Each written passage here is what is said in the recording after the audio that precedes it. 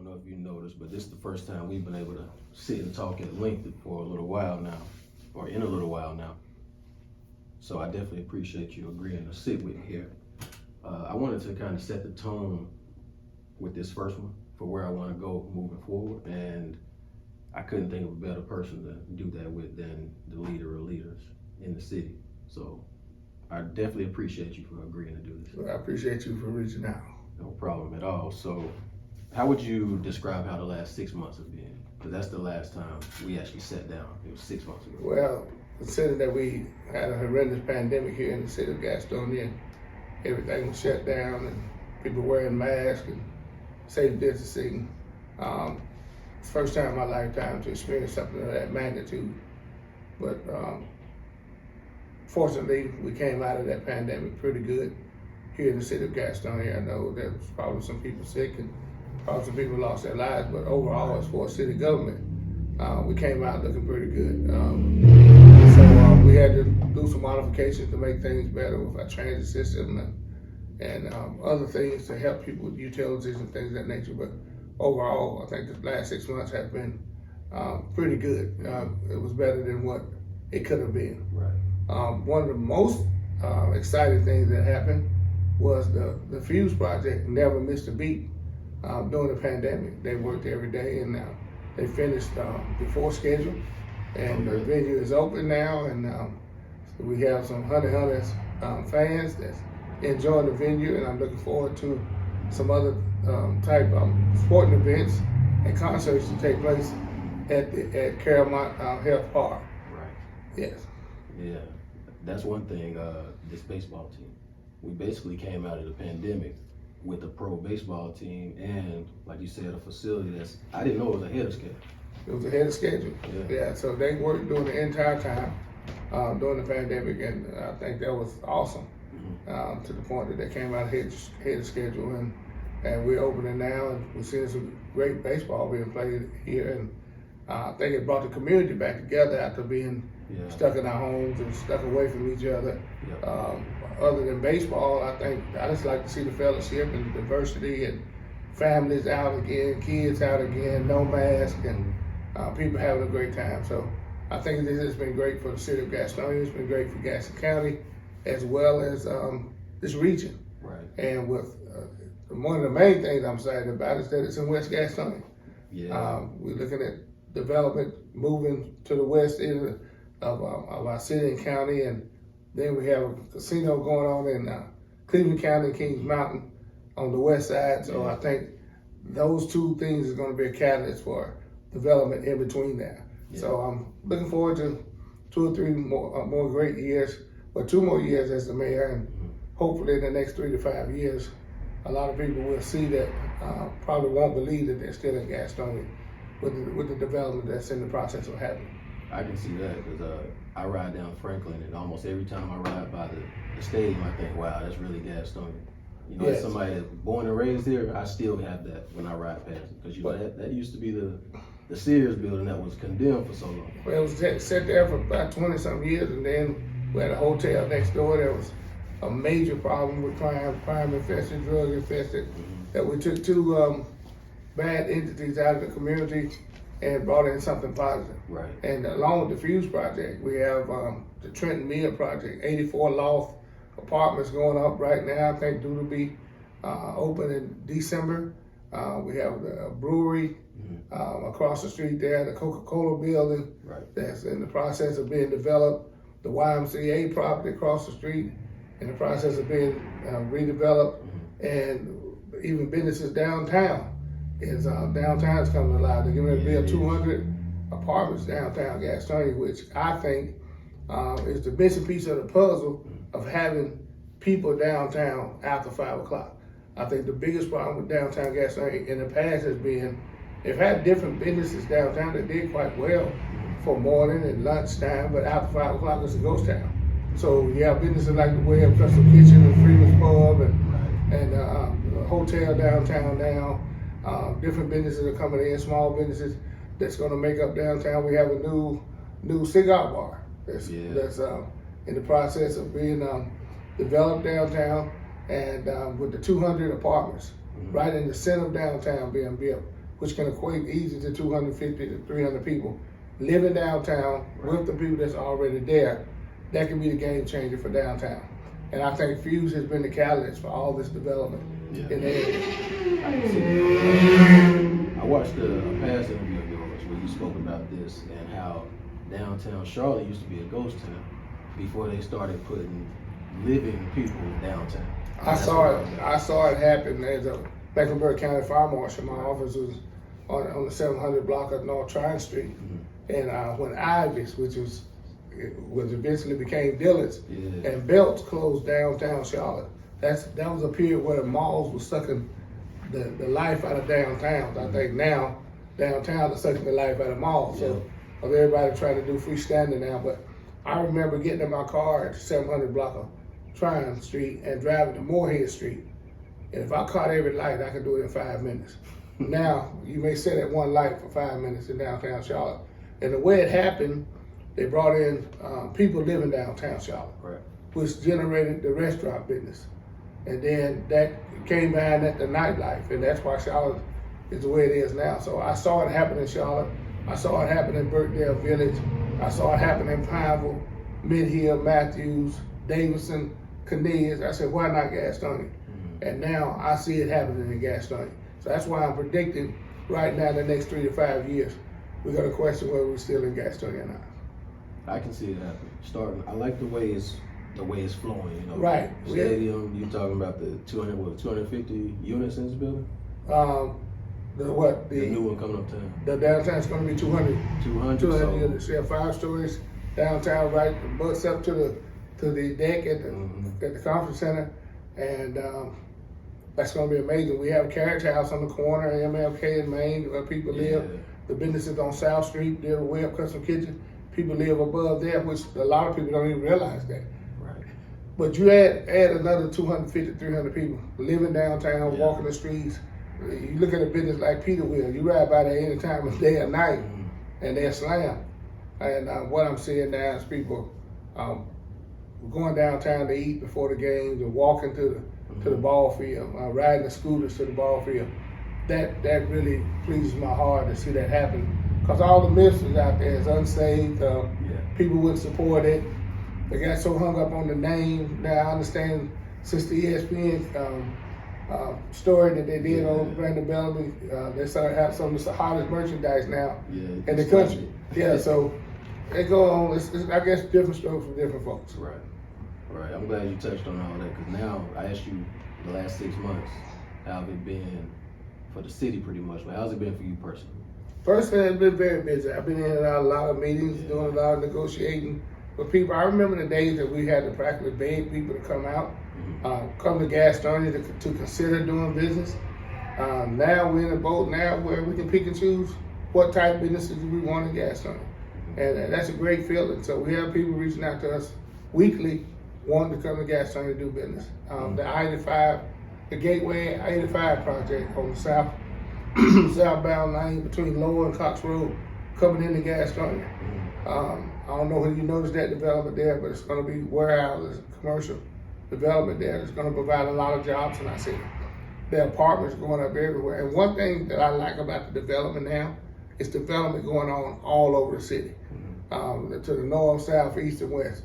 There's new development happening here in the city of Gastonia. So I think it's becoming very diverse. It's becoming very, where everybody's getting a piece of the pie, so to speak.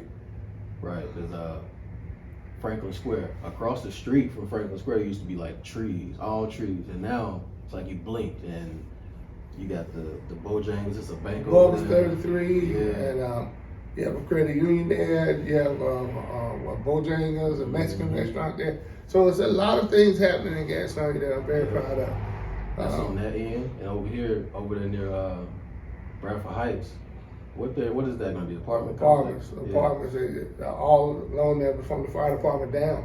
There's apartments. So that area is growing tremendously. The Ryan School property is going to be apartments, condos built on that property. On MLK going into Dallas, it's going to just be property, condos being built there between I-85 and Bob Drive.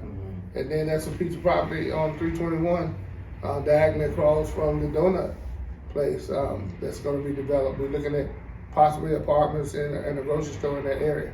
That's what we're trying to get in that area. So it's just a lot going on. The new I-85 321 exchange was great with the Department of Transportation.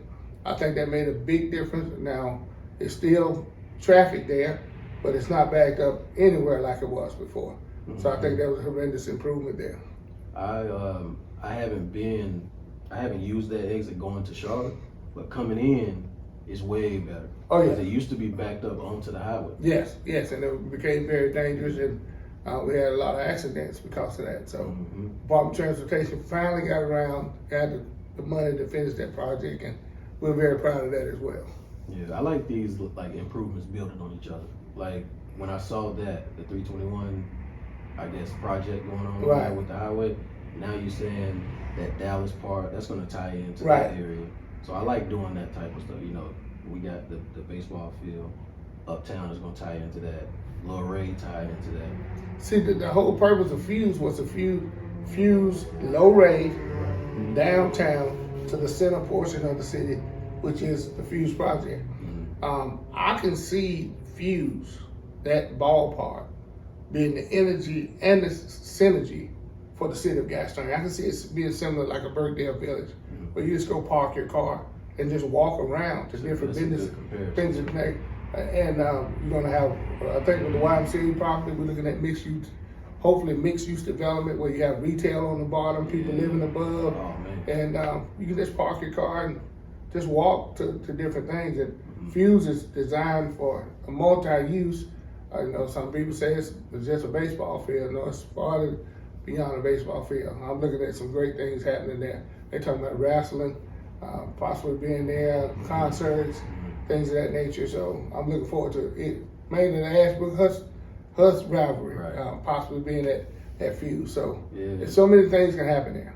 That might revive it a little bit. Sure. That rivalry, you know, putting it at that new location. At a neutral location. Oh yeah. Yeah, so I'm looking forward to that. And then the people talking about when you have less seating. Well, people don't sit down at games anymore anyway. They walk up. Right. Especially the students, they walk the whole time. So it's just like going to a movie now. I try to keep the matinee. Because you go at night, they in and out the whole time, which is very aggravating. So people generally don't sit down anymore and watch anything. Especially the teenagers. They're on the move. Especially with this new stadium. Of course, you put a game there, they're gonna want to walk around. Oh yeah. They want to see what's happening, and they want to show off their outfits and the rivalry gear and things of that nature. So I'm just excited about the city of Gastonia. I'm proud to be the mayor of the city of Gastonia right now. That's what I was going to say. You know, being a native, I was wondering how proud you were to see how everything is going. You know, from what you grew up seeing to what you're seeing now. I know it gotta hit you right here. Oh yeah, well basically I've seen the good, the bad, and the ugly. You know, I grew up on the north side of town on North 4th Street, and my mom and dad raised 9 kids in a 4-room house on Wall Street. When I say 4 rooms, a lot of people try to correct me and say, "You mean 4 bedrooms?" I say, "No, 4 rooms." Yeah. We couldn't wait till somebody got married or got drafted or got kidnapped, really, to make more room in the household. So just to see my background growing up at Urban Center and going to Highland Elementary, Highland Junior High, Wilson School. I went to all these non-performing, schools that they say was non-performing schools, and I think I turned out to be a very productive citizen. Graduate Hunter-Hus High School, and this, that, and the other. So I'm just proud to see be a Gastonia native and to see where Gastonia is going now. But what really makes me proud to see young brothers like yourself that's stepping up and being a part of the change. You know, it's so many people can complain, and I get a lot of complaints. I get a lot of negativity. But what I base those things on is what are you doing to make things better? And when you're not doing things to make things better, I don't think you have a right to complain. It's just like if you don't vote, I don't think you have a right to complain about who's elected. Right. If you didn't do your part as far as getting people in office or whatever, why should you complain about what they're doing and what they're not doing? Right. So my hat's off to you as a young entrepreneur. You're doing big things. I mean, you won me over, and I try to do everything I possibly can to support you and I think you know that, Mm-hmm. and wear your gear proudly, and promote your gear proudly, and I would encourage you to keep doing what you're doing, man. Absolutely. Because I want to, like you said, do my part. I want to add to all of this. So, Right. I feel like I have to. Being born and raised here, I'm seeing everything going on. I'm thinking of things. I can do this. I can do that. I can't just hold it back. I got to do it. I served on the Gastonia City Council for 16 consecutive years, from 1995 to 2011. I was a mayor pro tem for like 10 of the 12 years that I served, and I took a 6-year sabbatical in 2011. After retiring 32 years from the fire service in 2009. Well, I saw some things happening in the city that I wasn't pleased with. And rather than standing complaining about what wasn't being done or what was being done, I stepped up and threw my name in the hat to run for mayor. And fortunately, we won in 2017 to a 2-year term, and fortunately in 2019 we won a 4-year term. So I've never been the one to stand on the sideline and complain about what others are doing. I've always been the type, put me in the game, coach, and let me see what I can do. And that's what I admire about you as well. I mean, you could have stopped, stepped back, and you doing your thing, but I see what you reached out to other people. And now people are reaching out to you and blessing you. I see the relationship you have with Brandon Bellamy, the owner of the Hunter Hunters. Brandon saw something in you that he liked. He saw your mural, first of all. Then he saw me sporting your gear. And then he said, man, what's up with this gear? You got this gas house forever. I said, well, you need to meet the man that's behind the gear. And we set up the lunch, and you met Brandon, and the rest has been history. Right. So it's those type of opportunities that happen. I mean, I look at a guy that's working at the stadium now, Chase Nixon. Right. I was his mentor in high school. And Chase is making me so proud right now, man. It's unreal. Reading things about people that the fans are saying about Chase. Yeah. And how he's treating their kids and treating them. Yeah, I see him out there. Oh yeah, he's doing this thing. And then I hear about from the management team, Chase's name come up every week, Supreme Memphis. Mm-hmm. I mean, Supreme Memphis DJ signed on the DJ.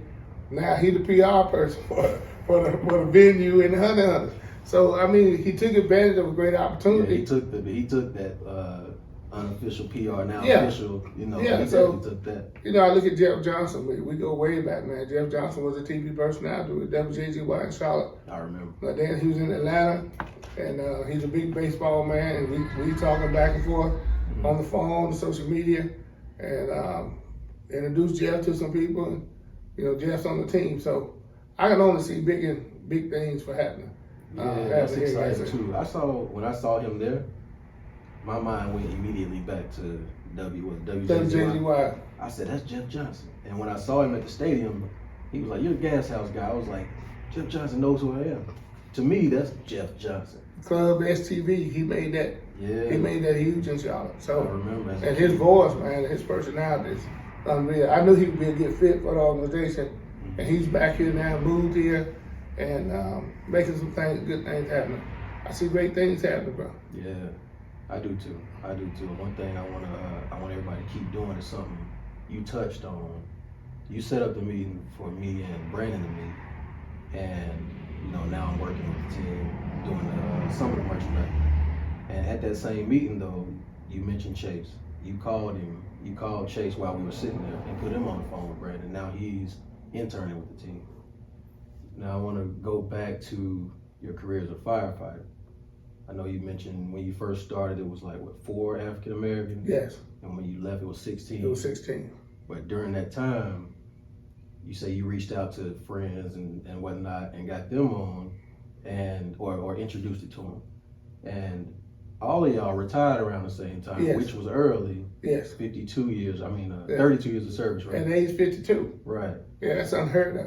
Right. Yeah, but I've always been the type, even though people, I don't know why they get up these mixed perceptions about me. I don't help people. I don't want to do anything, especially the deal about he don't do anything to help black people. I think everybody I just mentioned was black. Right. But the thing is, when I got on the fire department, I'm glad to hear you remember that. It was only 4 black firefighters. And I reached out to some guys that I played football with, athletes. And you got to have a certain thing about you to be a nurse, a school teacher, firefighter. And I knew if I could do it, they could do it. So I reached out to guys that was working in textile mills, that was working in Hardee's. Some guys just hanging out. I said, look, man, have you thought about a career? What do you mean? I have a job. I said, I asked you, have you thought about a career? And I introduced them to the fire service. And a lot of them have served their time and has retired. And the great thing that happened with me, I mean, to be able to retire at 32 years of service, at age 52, health insurance paid for life. And I retired making a pretty decent salary, so I draw a pension, I draw Social Security. I mean, it's been great. And then to be able to be the mayor of a city that I was born and raised in, that I love dearly, I mean, I've been blessed immensely, man. Yeah, that right there, retiring early at that, and that far early, because I think the retirement age now is what, like 67? 67, but a lot of people are banking on 65. When I get 65, I'm going to do this, that, and the other. Life is not promised. I lost some siblings at very young ages. And my dad retired and died at age 65 within the same year. And I made up my mind then. I said, I'm not going to be a victim of this. I'm going to get in, I'm going to do my time, and I'm coming out. And so, and the secret to it's a game. Your retirement, what you draw on your retirement is based on your top 4 years of salary. So what you got to do, you got to get in and advance as quickly as you possibly can to make as much as you possibly can, so you can afford to live on the back end. So once I taught people about that, I look at Melvin Burks, man. He was my mentor, mentee. I was his mentor, and Melvin, I laid out the blueprint for Melvin. He followed it precisely. And Melvin retired at a young age, man, and he's doing a lot of good things. And not only Melvin, I mean Greg Floyd, Bubba Wilson. I can go on and on about guys that I reached out to and helped in the fire service. Joe Carey. So I've always been one. If you willing, I'm willing to help you. Yeah, that's one thing I wanted to touch on. How that's been. It looks like that's always been important to you. Reaching out, not necessarily bringing somebody with you, but sharing information, Sure. Putting people on, so to speak. I think that's how you and I connected. Yeah. I mean, you was calling me, asking about different things. You had some ideas on the mirror.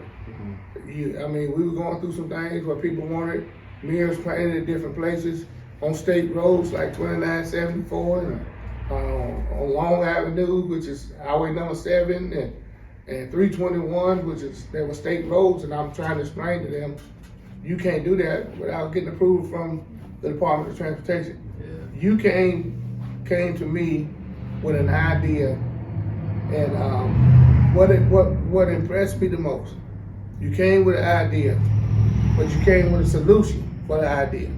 And I asked you, did you have anything in writing? And you handed it to me. And I read it. I think I asked you one question. Yeah. I asked you when Black Lives Matter was it going to be one solid color or different colors?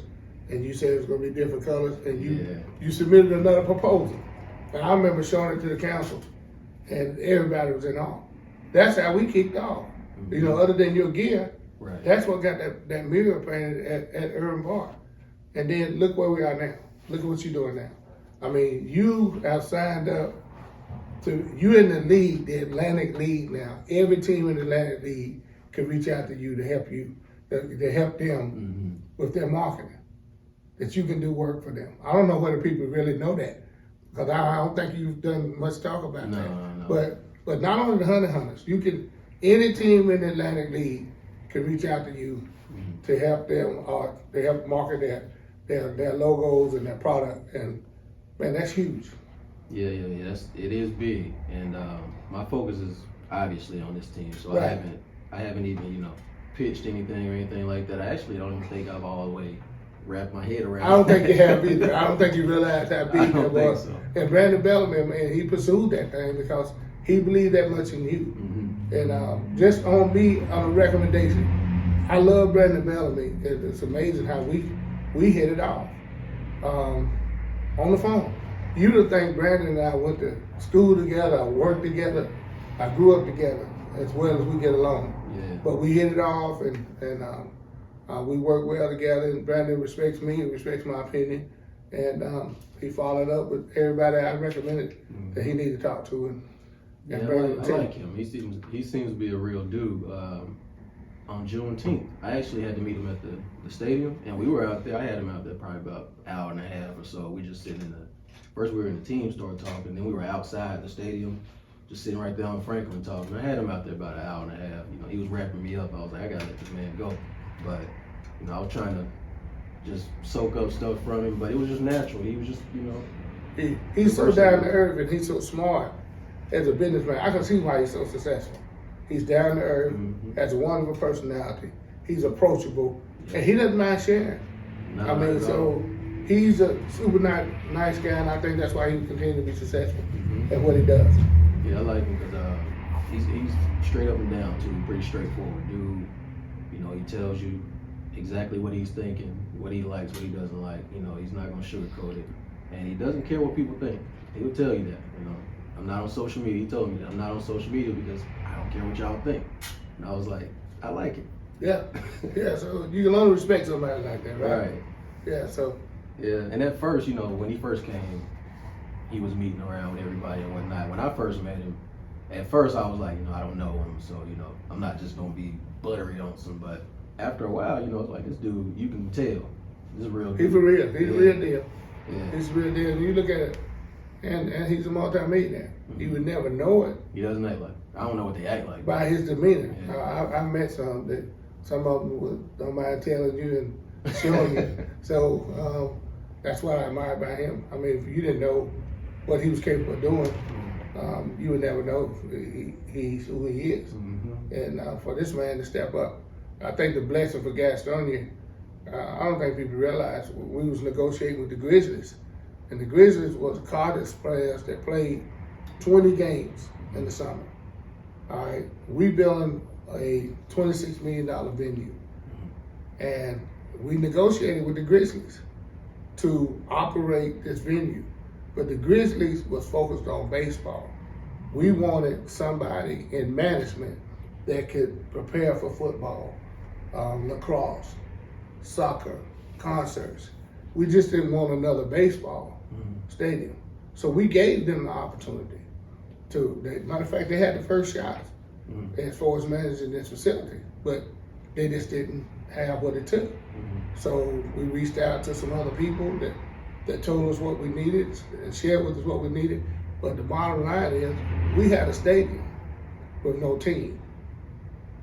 And let's think about this. How blessed were we for Brandon Bellamy up in Maryland looking at investing in a baseball team, end up in Gastonia there with a city that had a venue and no team. Brandon Bellamy happened to be a minority owner of a baseball team that landed in Gastonia. Yeah, That's nothing but God. It was meant to be. It was meant to be. Yeah. And then for him, he and I to hit it off. He talked about when he heard about Gastonia, first thing he did was to went to the city's website. He wanted to know who he was dealing with. And he saw me and he saw how diverse our council was. I was right after the 2019 election. He said, I need to get up with this guy. He called me. We hit it off on the phone. Like, we grew up together, we moved away, and we reconnected. That's how smooth it was. Yeah. And the rest was history. He'll make you feel like that. Yeah. When you're talking to him, he'll make you feel like that. Yeah. That guy, he's good as far as like character-wise. Right. Not like he's a trickster, not like that. Yeah, but so the stadium is one of those, you know, you build it and they'll come type of situation, because the stadium came first for sure. And what was the original plan for it, or was it we're gonna build it and then figure out certain things to do with it? Well, I think basically, see, I inherited Fuse. That project started probably back in 2015 before they acquired the property. It was 16 acres. They acquired that property to develop. In 2017, it was more in tune about we might want a multi-use facility here. So we reached out to an architect, Jonathan Cole, super nice guy. Jonathan Cole drew up the plans for what we have. Then we had this facility in mind, but we still didn't have a team. So that's how the rest of it happened, as I explained previously.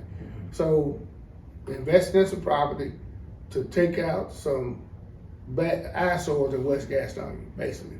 The old Sears building and the hotel. That's what they were. And that's what they want, that's what the intentions were. Then came up with an idea about a multi-use facility there.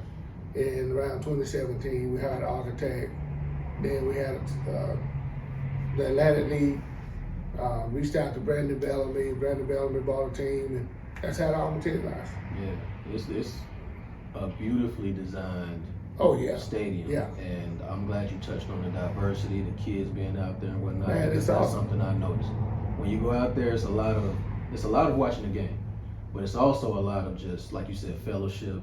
It's I see your daughter out there having a ball. I can't sit in the seat and watch the game. Right. So the thing is, how I see families coming together, and the way I look at what I'm doing, I think I got more good years behind me than I have in front of me. But to put something of that magnitude here in Gastonia and West Gastonia, 20 years from now, these kids is coming out here now. It gives them hope. When they see Brandon Bellamy, it gives them hope. When they see me, an African-American mayor, it gives them hope. When they see a young brother like yourself, an entrepreneur, it gives them hope. I think we all have a purpose in life, and that is to share with other people. And so I encourage you to keep on keeping on, bro. Absolutely. I'm glad when it comes to the stadium, well, more specifically the baseball team, how do we make this team successful, have sustained success and not just right out of the gate, maybe a year down the road, 2 years down the road? What can we do? We had to make a commitment to support each other. I think that's one of our biggest downfalls, especially if we think somebody's doing better than them. The secret to the Hunters success, the secret to that venue success, is that people need to get on board and support it. I mean, if you don't buy season tickets, support the performances there. Support the ball games, support the concerts, support the soccer games. I mean, I don't think that's asking too much. So, and I think with Brandon being who he is and made the investment, Brandon made a $5 million investment in buying a baseball team. Brandon never played baseball. You get what I'm saying? Right.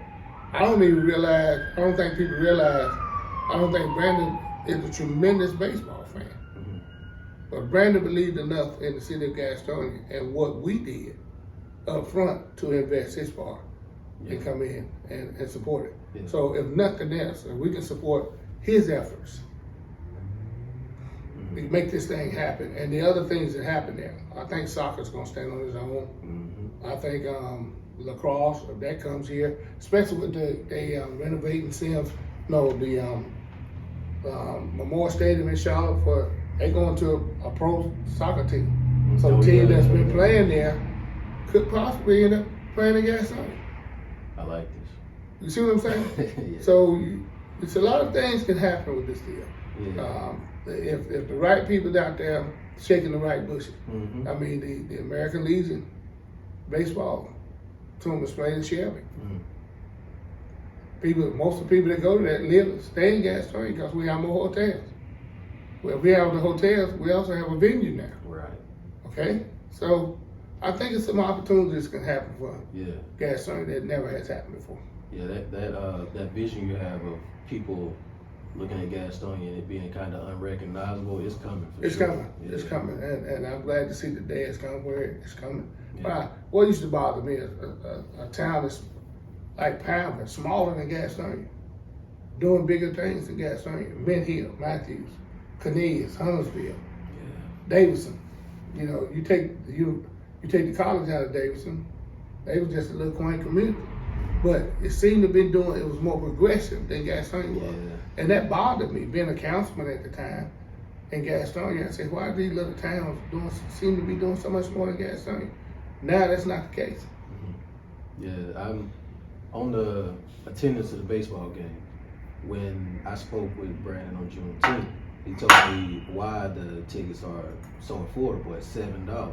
So what's funny to me or interesting is he said he spoke with a kid at the Irwin Center mural. The day at the mural. Yeah, and what the kid said, I won't say what he said to him, but that conversation at this mural is what sparked the ticket price drop to 7 instead of like 10 to 12.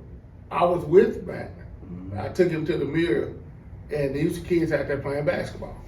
And Brandon, introduced himself to them, and they knew who I was. And Brandon was telling them, I told him he's the new owner of the baseball team, and they was talking about, they said, well, how much would the tickets be? One of the kids asked Brandon, said, probably about $10, $12, and the kid dropped his head. And Brandon said, wait a minute, why did you drop your head? He said, well, I'll never get to see him play. And Brandon said, why you feel that way? He said, my mom can't afford to buy me a ticket. Well, that was the conversation on the field. When we got in the car, that really touched Brandon's heart. Yeah, that's what he said. So when it came to pricing the ticket, a $7 ticket, you can get into the venue, sit in a rocking chair, watch the game. You can sit around the perimeter of the infield and watch the game for $7. Yeah. I mean, where can you do that at? It's not a bad seat. It's not a bad seat in the house. It's not. Now, you might be hot, but it's not a bad seat. Yeah, I think I changed where I sit probably every game pretty much. I sat on the outfield wall. I sit back there, but then I was like, I got to pay attention too much. When these balls come out here, then I went and sat at one of the bars. I haven't been on the rocking chair yet. I got to go sit over there. That's got to be a good feeling, man. That rocking chair there. Yeah. Yeah. I like that venue a lot. Yeah, I do too. It's a lot of spaces for people who not even watching the game. You can just hang out. The cabanas are nice. The room upstairs. I mean, it's designed nice. It's really a space for everybody. Oh, it really All is. demographics. It really is. It really is. I like the room upstairs, officially sponsored by GSM, right? Right. Gastonia sheet metal. Yeah, I like that. That's official business stuff, official, real deal business, B2B stuff. So. And I think meet Brandon. They met. Joe Long and his brother met Brandon. They talked about what their goals and ambitions were. And Gastonia sheet metal bought in. I think it was a wise investment. I was going to say that's an investment, so people should know that these are people buying into this city. The community foundation invested money. And, but to answer your question, I think what people in Gastonia need to do is support the efforts to make it happen. I mean, it's only going to be as big as we want it to be. Yeah, I can see it happening though. I can do. With him making that decision to make it $7, and like you say, it's not a bad seat in the house. I got season tickets, and I find myself not in my seats. I'm down walking around, socializing. Yeah. Then I mean, you're a celebrity at the venue, man. So people want to know who Mr. Gas House Forever is, so they get to meet in person. I'm not. One thing, so with the council, city council, how do we usher in new city council members? I saw the young adult council. Is that still a thing? Young adults, through the pandemic, we stopped a lot of meetings. We wasn't allowing people to come to City Hall, things of that nature. I think it's just going to have to start back up. We have the Mayor's Youth Leadership Council, which are high school students that we try to sort of indoctrinate into government, give them some say-so in the planning of our city and the development of our city. And once they graduate from high school, we have the Young Adults of Gastonia, which starts at 18 up to around 40. So that's two initiatives that I had. One as a councilman, Mayor Pro Tem, back in 2002 when I served with Mayor Jenny Stoltz, and then the young adults started when I became the mayor to give our young adults an opportunity to be a part of the city. One of the main things for the high school students, Gaston County invests a lot in our students, in the school system and government, and a lot of them graduating from college, high school, go off to college, go in the military, and they're not coming back to Gastonia. So what we're trying to do is promote it to get a return on our investment. So we're trying to let them see what's going on in the city, make them a part of what's going on in the city, in hopes that once they go off and do what they're gonna do, they wanna come back and be a part of it. So, So these days, I see a lot of people, they're stepping up, trying to be leaders, regardless if they're going about it the right way or not. You can see them, they want to lead, contribute, and whatnot. So outside of, and I can see these people wanting to be probably council members one day, or this is how they come across. So outside of the Young Adults Council, what should people who want to be leaders in the city be doing on their own time right now, or Well, period? well, that's a very good question, Dico. Me growing up, I was involved. I was one of the founders of the Howling Festival. Oh yeah. In 1989 was the first year we did the Howling Festival, and that started because there was 4 of us standing around talking about things that weren't happening in the community, and what happened to the building salaries, what happened to our leaders back then, and they had grown old, and we came to the conclusion, well, we are those people now. It's time for us to step up. So I remember Elvin Sattler, Reverend Dr. Elvin Sattler, Winston Bagley, my brother Dwayne, and myself were the founders of the Howling Festival in 1989. I did that 89, 90, 91, and passed the torch on to some other people. The Boogie Crank Tournament, I was one of the founders of the Upward Howling Foundation that started the Boogie Crank Tournament. So I think getting involved in the community in a positive way. What bothers me is some people only choose to get involved in the negative. Yeah. If something negative happened, that's when they want to come out and they want to protest and they want to march and they want to share their opinions. And that's great. Everybody has an opinion. But the thing is, what else are you doing to make things better?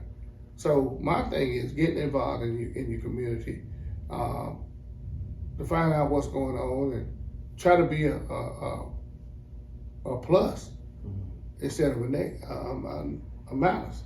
So those that's interested in being leaders, first of all, you got to prove yourself that you can follow. Okay, you can follow. You can be a good leader, but you can't come out of the box saying that I want to do what you do. I never forget when I was in the fire service. I started out riding on the back of a truck. I didn't get the privilege of sitting in an enclosed cab with air conditioning, heat. Yeah. I rode on the back and I had to ride the truck when it was raining, snowing, sleet, whatever. Hot. Firefighter 3 years, fire inspector 6 years, fire marshal 26 years. So I didn't start at a fire marshal. So I'm out, trying to go to career days and sell people, teenagers on the fire service. I don't want to fight no fire, I want to do what you do. Well, I didn't start out doing what I'm doing. So sometimes you got to look at that right there. Getting involved in subcommittees. The city has different citizens committees, planning commission, housing committee, different committees in the city, recreation advisory committee. I think that if you want to get involved, find out what's going on in the city to help you along the way. If you want to become a leader, find out what you want to be a leader of. You don't do that and then go backwards and try to find out, well, why am I here? What I'm supposed to be doing? I think you have opportunities to take advantage of before. And so I'm saying I was involved in the community way before I decided to run for office. The Howling Festival, like I say, started in 89. I ran for office in 95. So I didn't come out of the gate saying I want to be the councilman, I want to be the mayor pro tem, I want to be the mayor.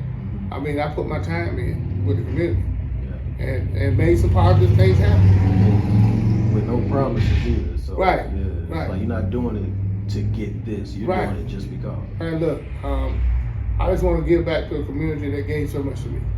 And that's why I served in Ward 4, the area that I was born and raised in, where I chose to buy a house that people often say, what do you do what are you doing for the city? Well, I didn't pack up and move out of the community. I could have bought a house wherever I wanted to in the city of Gastonia, basically. I chose to buy a house in Ward 4. so I can stay in the area that nurtured me growing up, and I've tried to nurture others as they're growing up in the same area. So Yeah, I wanted to make sure I asked you about that because I think leadership and whatever other words you want to use for it, it's almost trendy now. You know, everybody has a voice. You know, they want to be heard. I want to do this. I want to do that. And some people going about things the wrong way, but I can see, you know, I get, you know, what you want to do. Excuse me, what you want to do, what you're trying to do. And ironically, that's how the Urban Center mural happened. Like, I'm looking and I'm like, this isn't the way to go about this. So, if you go ahead and do it this way instead of this isn't going to happen the way you're trying to make this happen. So, but I can see what you want. I can see where the heart is and whatnot. But you know, optics matter. You know, how you go about things matter.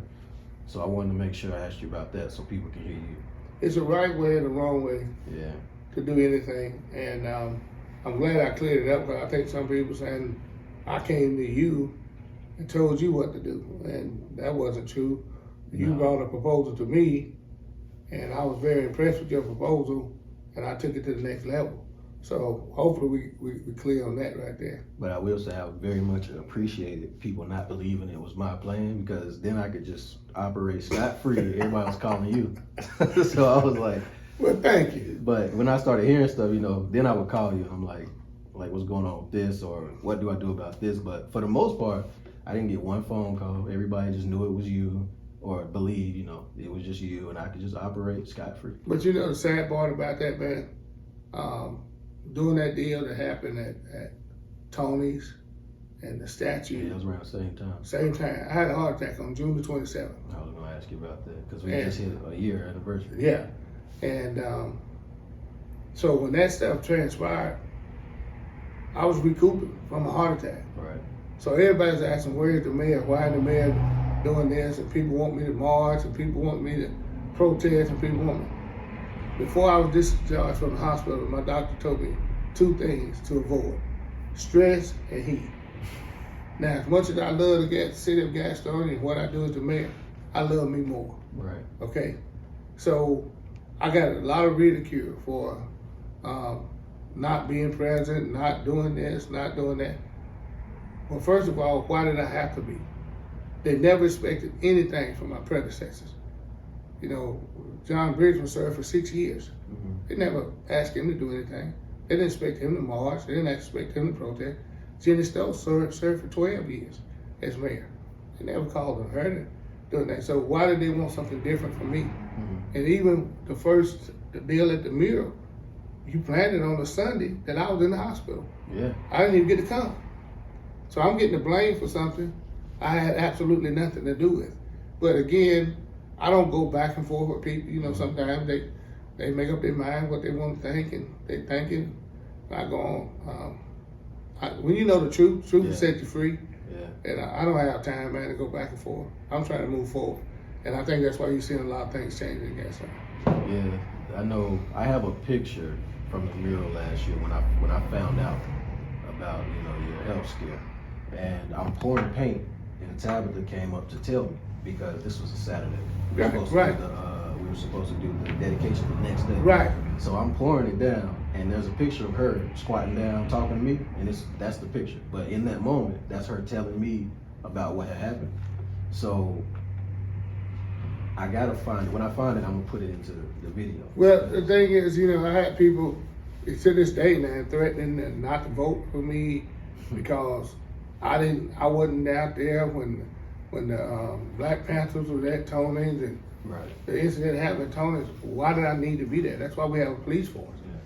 Yeah. And then they say the word that the mayor asked the police, the state highway patrol and the sheriff's department, the county police, to stand down.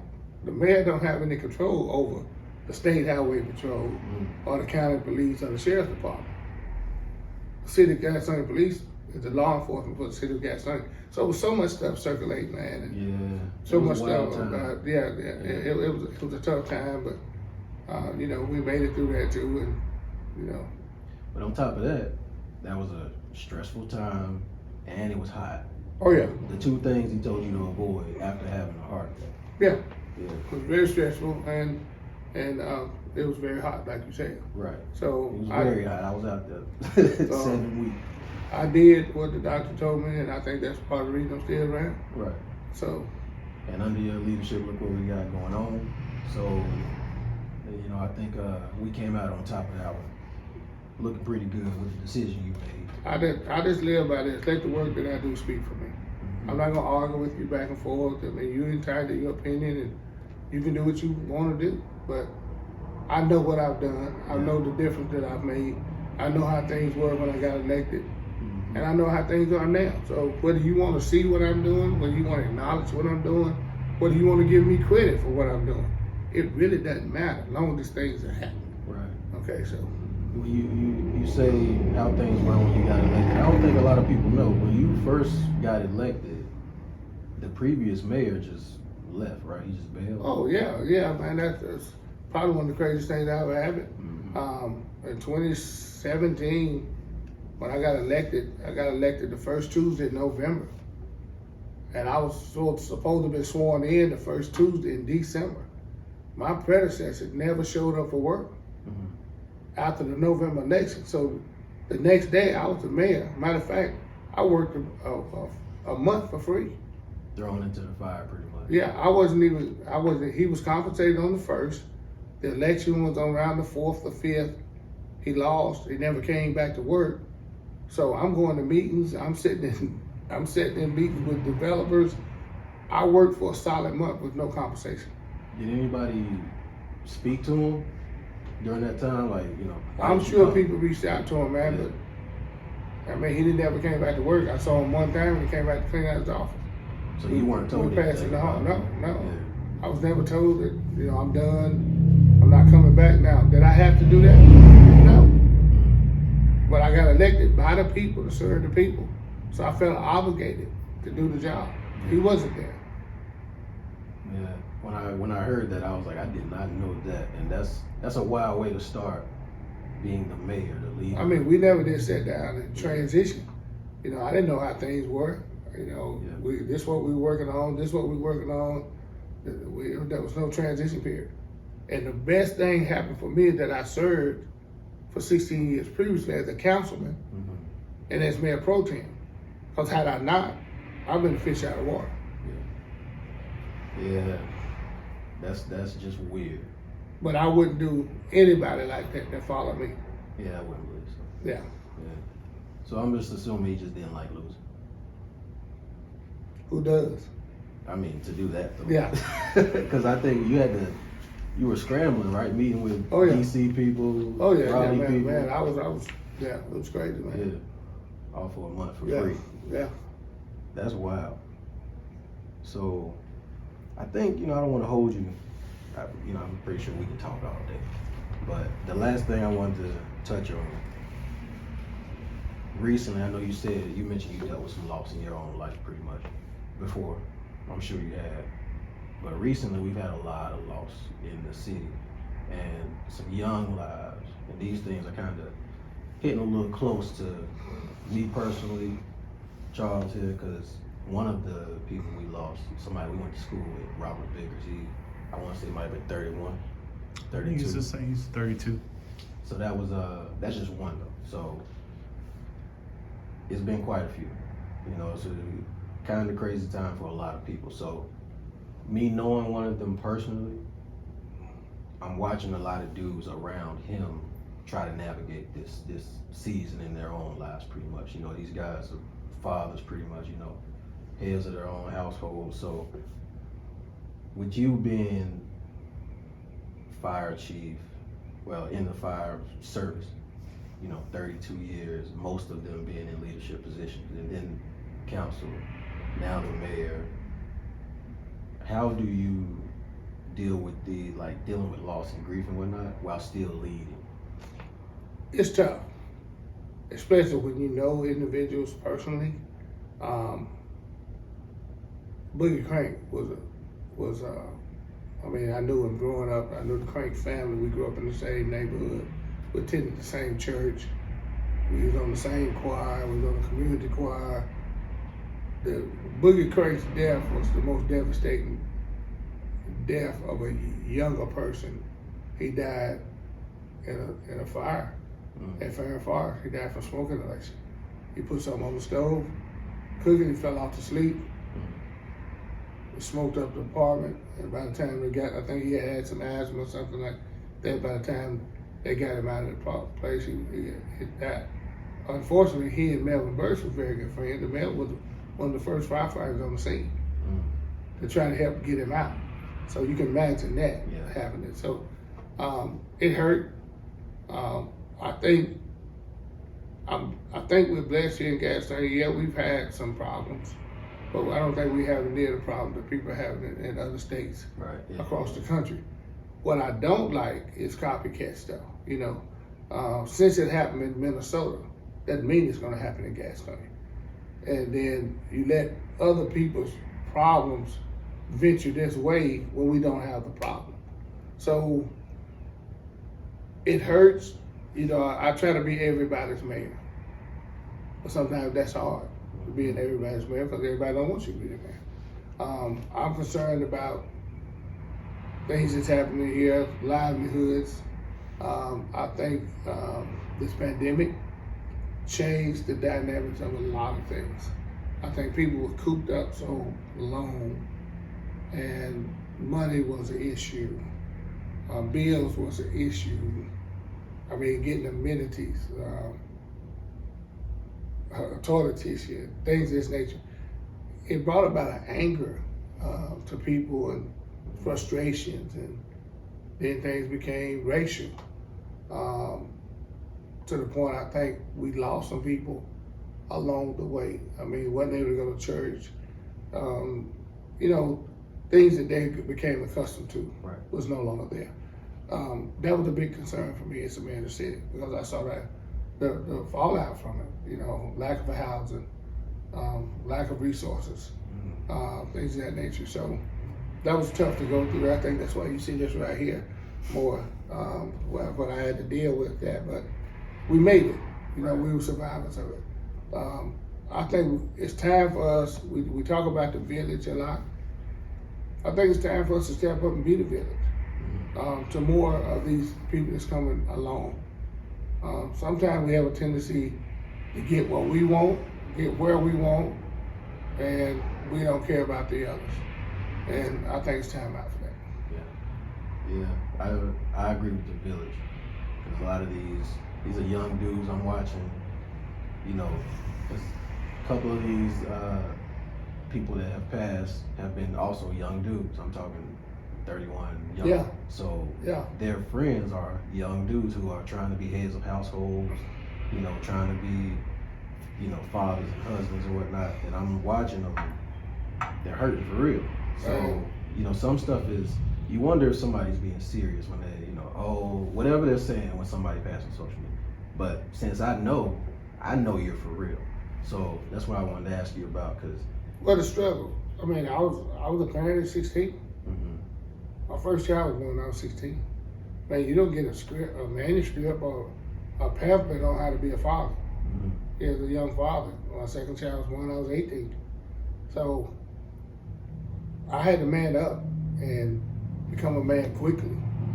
But fortunately, I had a father that was a great example for me.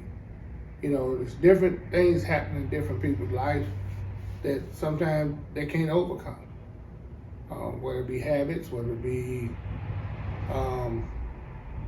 things that just have happened, that whether it be mentally, physically, I think more or less it's trying to be there for each other. Yeah. And that's why I don't mind trying to help people as much as I possibly can.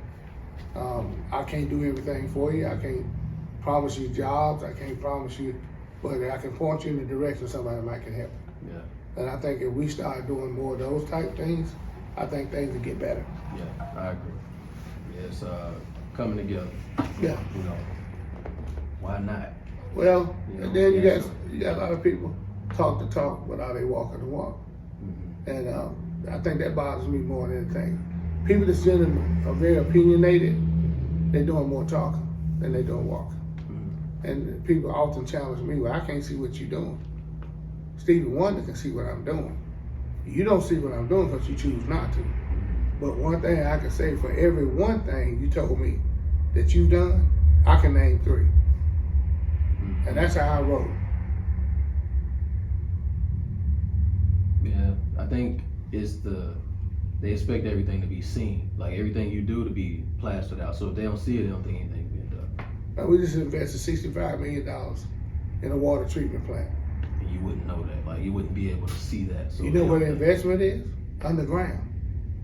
you definitely wouldn't see that. You wouldn't see it. The big plant that lights up at night across from railroad tracks. Mm-hmm. We invested $65 million in a water treatment plant.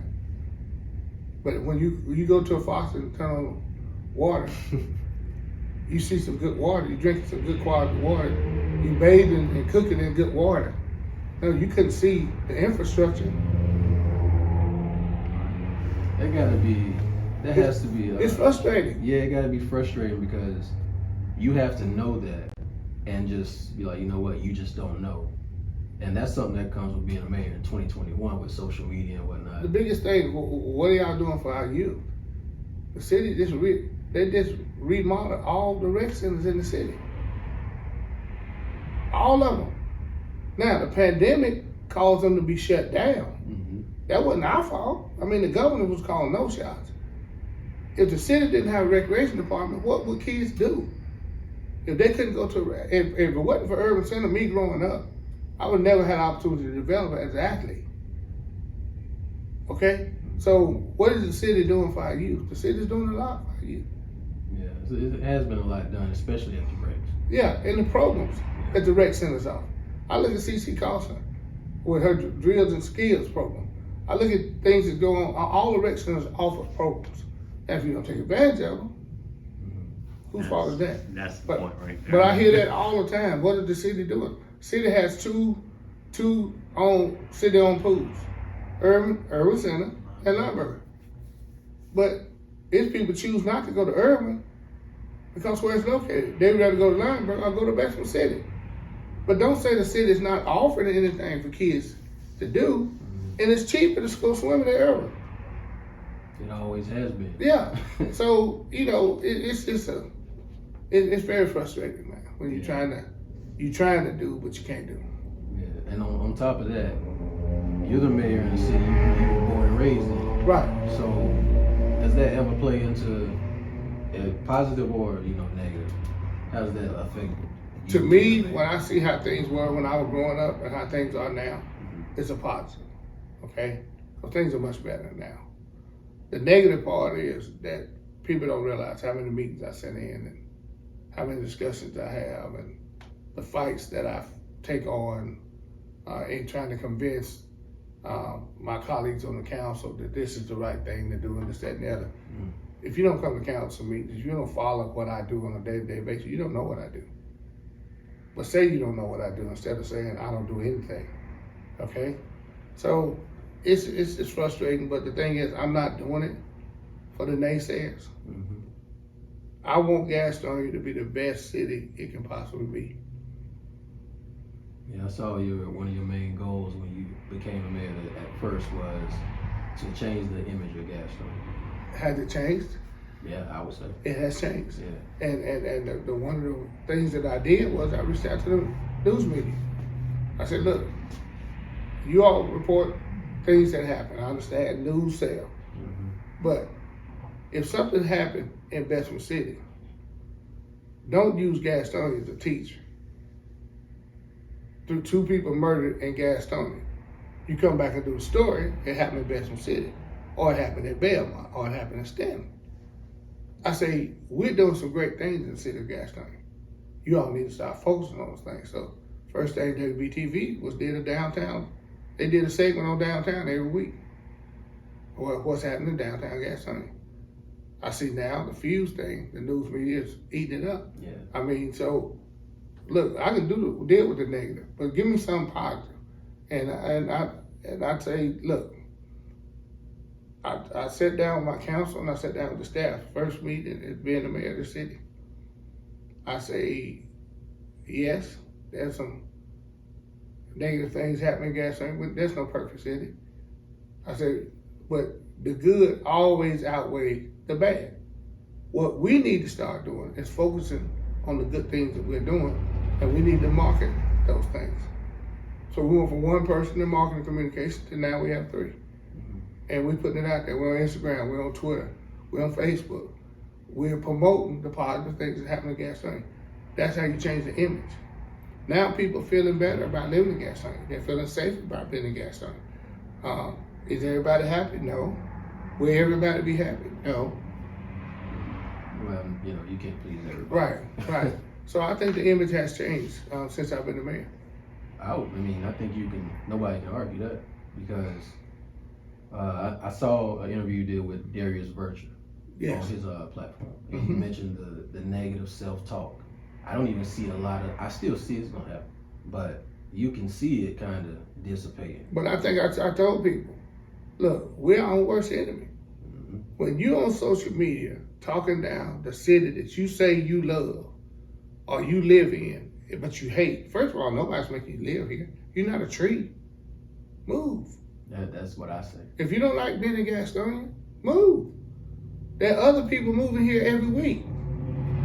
You'd be surprised if people moving here from Mecklenburg County right now, every week. You know what? I was at a shrimp boat and a supercar went down Broad Street. It was navy blue. I think it was a Corvette maybe. It looked like a Lamborghini. So I'm glad you mentioned that, because wealthy people live here. Very. Yeah. And why do you think they choose to live here, and why do you think it's a good place for people who are building wealth? Because building wealth is, you know, this is a great thing. It's like a real big topic now, you know, because we got social media and whatnot. When you can get more square footage for less money, when you come to Gastonia, Gaston County versus Mecklenburg County, buy a home, buy some property, more square footage for less money, okay? Then the taxes is cheaper. Is that smart? Yeah. So I think people catching on. Okay, then if I want to go to Charlotte, I'm 20 minutes away. I don't have to pay these taxes. I don't have to deal with this traffic coming from Davidson, coming from Mid Hill, coming from Pamela into Charlotte. It's a 20-minute ride. I talk to people that live in low rate, pilots, flight attendants, work in corporate America in downtown Charlotte. They have moved to Gastonia. Why did you move to Gastonia? I get more square footage for less money. The taxes are cheaper. I can get to work faster.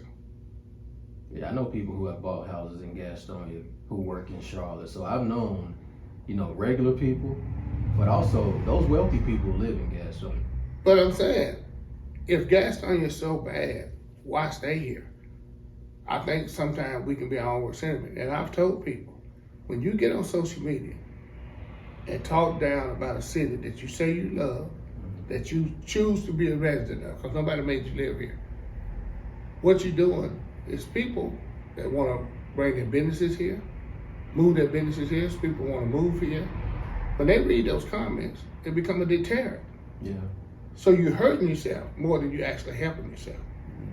So I think that's one of the things that help the image of the city. And on top of that, I agree. You know, you're here. This city made you, whether you like it or not. If you're born and raised here, whatever you are, it's because you're here. So, or you're from here, you grew up here. Now you could leave. You know, ain't nobody making you stay here.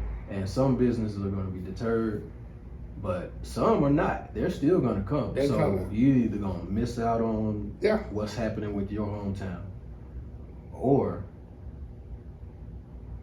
well, really, and then you're mixed going to miss out on it. opportunities. That's a place you should love. The Gas and Technology Business Park over near Gaston College, best kept secret in Gastonia. It really is, yeah. Most of the businesses out there are international businesses. I post a lot on social media. I try to give inspirational things. I try to give FYIs. I try to, if jobs are coming to Gastonia, I post, look. So I post a lot of the businesses coming in the tech park. They hired X amount of people. This is the hourly rate, yada, yada, yada. You need to go to the Employment Security Office and apply now to work at these places. Gaston College even built a training facility in the tech park for people that was brought up in textile, that wanted to transition. They can go out there and get technical training to work in the business in the tech park. Sometimes what we do, we wait till they open the doors to start working. And then they called, I thought you say so-and-so was hired. I told you that 6 months ago. Well, I went over there, they said they wasn't hired. No, they had to train their staff to be able to open their doors. You understand what I'm saying? Mm-hmm. So a lot of times there's missed opportunities. Yeah. This Gateway 85 project, this commercial, I'm telling you right now, that's gonna be the highest employment area right now. Caramel Health is the highest employer in Gastonia County. And where is this? Right at I-85 at the lower exit, Mm-hmm. between Lower and Cox Road, on the southbound lane. Yeah. You see all that Oh, development yeah. going out there. Yeah. That's gonna be a high employment area. I'm telling you now, why they laying slabs, they're putting up walls. Yeah. The businesses that come out there, they gonna offer good paying jobs. And the reason they built right there, because of the close proximity to the airport. That's what we get now. Yeah. Light rail coming into Gaston County. Mm-hmm. If everybody in Gaston County is cooperative with that, with the money, having light rail come to Belmont, it's gonna be a game changer. Yeah. Because hopefully we get it to Belmont, we can get it from Belmont to Gastonia, hopefully from Gastonia to Cleveland County, where the casino is, and And that main goal for the light rail is it to the airport? to the airport now, Yeah. to the west portion, and then to Belmont, Mm-hmm. to relieve some of the traffic Yeah. on I-85. Yeah. That would be a game changer. And the next thing is to open up another way on the south end to interconnect Gaston County with Mecklenburg County. Mm-hmm. It's so necessary. And when the Garden Parkway was shut down, voted down, huge mistake. I think it was contributing factors now, because if you live out near on the south end of the southeast part of the city, you have to come into, either you go to the Bustable Bridge and come in, or you got to come across town to Franklin, I-85 to go to Charlotte. Let's think about that. Yeah. I think your original goal, changing the image of Gastonia, it's already happening, but it's gonna get to that point where, like you said, it's gonna look unrecognizable for sure. Yeah. So I think that goal is definitely gonna happen. Right. Yeah. So I hope you can rest assured knowing that's coming. I mean, you Yeah. can see it. Looking forward to it. Yeah. So last question. Let's hypothetically say I'm looking at a property in Gastonia. Mm-hmm. It's not on the market. Mm-hmm. Can you make these people move? No. Okay. Okay. No. I really want it, man. They don't take care of it or nothing. I'm trying to find my No, problem. unfortunately, we can't take property anymore. I know. I was, Yeah, but a lot of people think we can. A lot of people think that I'm the mayor of Gaston County. I'm the mayor of the city of Gastonia. Stanley has their own mayor, Dallas have their own mayor. You'd be surprised the calls I get. Mhm. From other municipalities. And I said, have you talked to your mayor? Well, you the mayor. I'm the mayor of the city of Gastonia. Mhm. The mayor of the city of Gastonia didn't have anything to do with the courthouse, statues at the courthouse, Gaston County schools, Gaston County Human Services. Yeah. Yeah, I've seen you clear up a couple times about what you actually have. But they still don't power get or it. Control. I saw recently where somebody was arguing about the Martin Luther King statue belonging to the city of Gastonia. Mhm. What's on the front of that building where the statue is located? Gaston County Human Services. Why would the city of Gastonia have property on county property? So they on social media going back and forth about, well, it belongs to the city, okay. Why go back and forth? I think I explained that 2 or 3 times, and I Yeah, put I've up seen it. pictures to Gaston County Administration Office downtown on Main Street. Their employees don't work for the city. I have nothing to do with them. Mhm. Yeah, I've seen you clear it up quite a few times. Yeah, but some people still don't get it. Yeah. So I'm not gonna argue with Well, you're easily accessible. You know, you're right there on social media. So, and they know your face. You all, you know, you're out and about. So I'm gonna ask him. Well, if you're gonna ask me, respect my opinion. Exactly. Oh, speaking of which, you don't go back and forth with people, but I gotta let you know I think it's hilarious how you deal with social media. Like somebody will come and be like, I went to such and such business, why do they have this and that? And you're like, I don't know, did you ask them? And I personally find that hilarious. I'm sitting there like, I can't wait for the answer to this question. Did you ask them? And they're like, no, I'm going to. Okay. And I'm just sitting there just looking at this, having a ball. Now you called me and asked me about something that happened in the business. First of all, it's a personal business. Exactly. If it's not ran by the city, it's nothing I can do about it anyway. But you asking me, did you ask them? I see this a lot. And I laugh every time. It's like, I don't think they expect them to be like, I don't know. I know just like you know how to. It's like people ask me all the time. Now the city posts job listings on social media, on the city's website. Okay. People will call me and ask, "Do y'all have any job openings?" Well, if I'm not looking for a job, why would I be up on They job call and ask listings? you. Yeah. Have you checked the city's website? No. Well, you the mayor. Well, I'm not the HR director. Right. You know, I'm not looking for a job. So why would I be up on the job listings? I think they think you're supposed to know every little thing that happens or all the operations in the city. I know a little something about all of them, but No, I mean all like every personal business, you know, like something that happens in here, you're supposed to know all of that. You're supposed to know every job opening. again, they didn't expect that from my predecessors. Why should they expect it from me? I ask that question often, I never get an answer. I don't think you will. Shouldn't be a double standard though. Right. Well, I think with that, if you don't have any questions for me, we can go ahead and let you get going here. But I will say I'm the first to acknowledge I am killing stuff out here. I fully plan to keep going, but I can't do that without opportunity. So for that, I definitely appreciate you, sir, and your lifelong service and commitment to the city. I want you to know, for me, I appreciate it, and I do see your goal of changing the image of the city. It's inevitable, in my opinion. Well, I appreciate it, brother. Very seldom I hear anything positive. So I cherish what you just said. I think sometimes we need to think about how we belittle each other, how we insult each other. You know, I have tough skin. I can deal with the bad, but surely we're not doing everything bad. I mean, give me some good sometime. So I really appreciate you acknowledging that. Yeah, no problem at all. Well, this has been a new Gastonia podcast, a conversation with Mayor Walker Reid III. Thanks, brother. Thank you.